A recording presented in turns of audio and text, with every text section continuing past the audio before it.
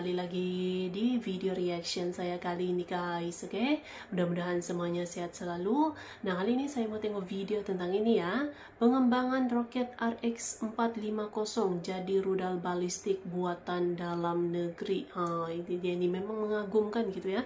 Indonesia tuh makin mandiri gitu ya untuk produksi alutsistanya sendiri. Keren Indonesia ya. Mahu mengembangkan pelbagai alutsista yang dibuat oleh Indonesia sendiri gitu. Keren ya. So, jangan lama lagi, mari sama-sama tengok video ini. Let's go.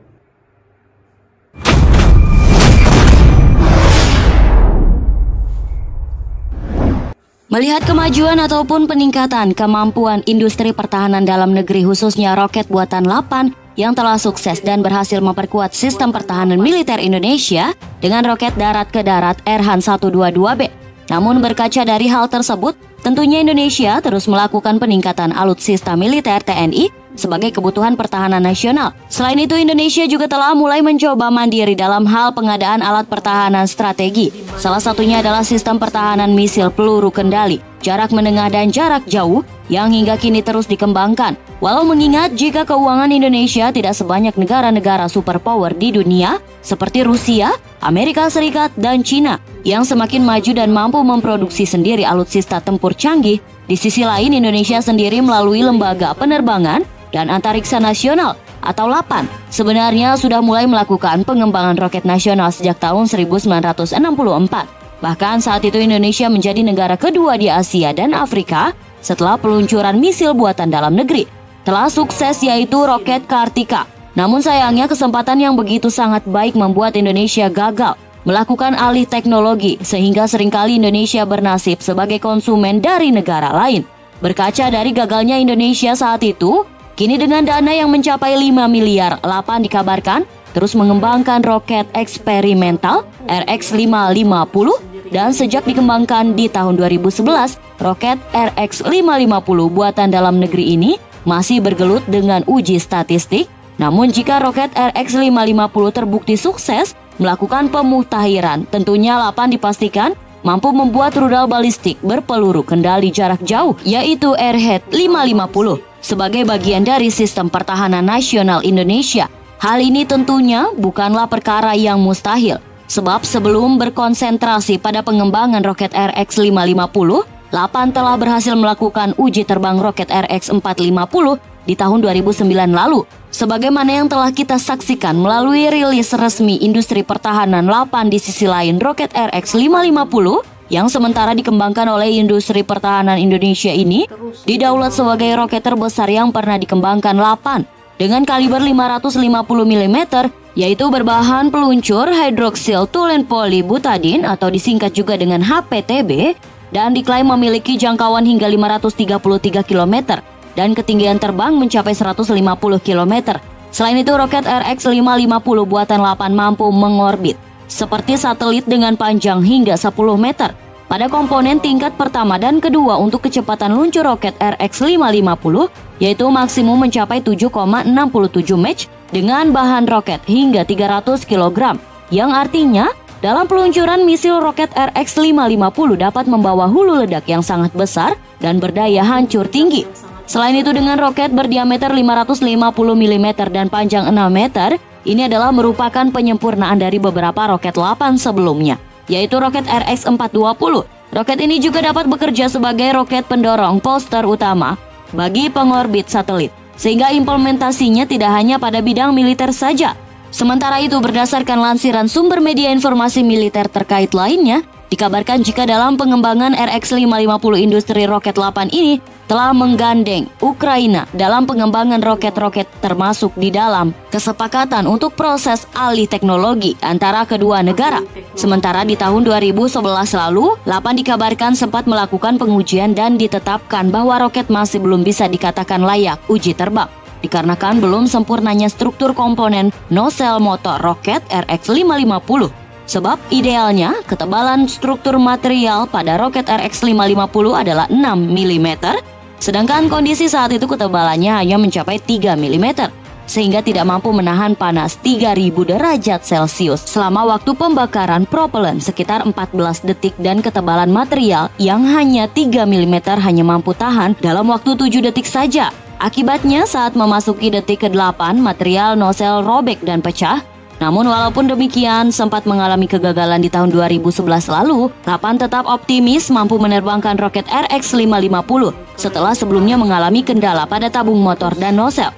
Sebagai bahan evaluasi pengembangan roket RX-550, sementara dalam kutipan sumber media informasi terkait selain mengembangkan roket RX-550, Lapan dan lembaga-lembaga strategis lainnya dikabarkan sedang merancang roket kendali atau cruiser.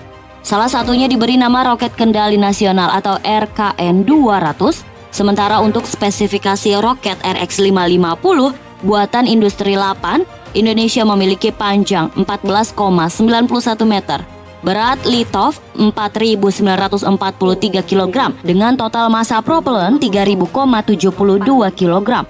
Adapun berat buatan atau hulu ledak yang dapat diluncurkan untuk sistem pertahanan militer roket RX-550 buatan Indonesia, yaitu 300 kg dengan kecepatan luncur maksimum 7,67 Mach, sementara untuk ketinggian roket ini mampu melesat hingga 150 km dan memiliki jangkauan maksimum 533 km saat diluncurkan ke target sasaran.